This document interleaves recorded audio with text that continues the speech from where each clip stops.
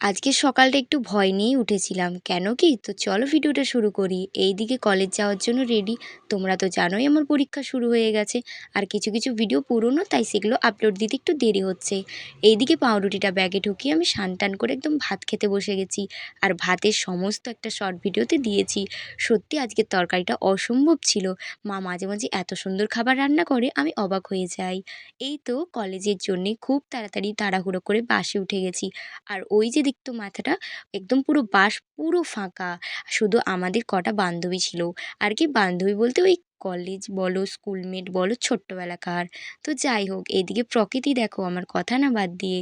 এত সুন্দর প্রকৃতি দেখতে, দেখতে এই যে কলেজের সামনে একটু বসে আছি। কারণ আমার সখী এখনো আসেনি। ওর আসতে একটু দেরি হবে, তাই আমি ওই যে মশলা কাকু মানে ওই ফুচকা কাকু কীরকম মশলা বানাচ্ছে ওটাই দেখছি আর কি। তবে বিশ্বাস করো, আমি আজ অবধি একদিনও ফুচকা খাইনি, কারণ ফুচকা জিনিসটা আমার একদমই ভালো লাগে না, কেন জানি না।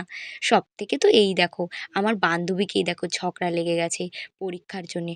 অবশেষে এই যে পরীক্ষার মাঝে টুকুস করে একটু ফোন বার করে নিয়েছি।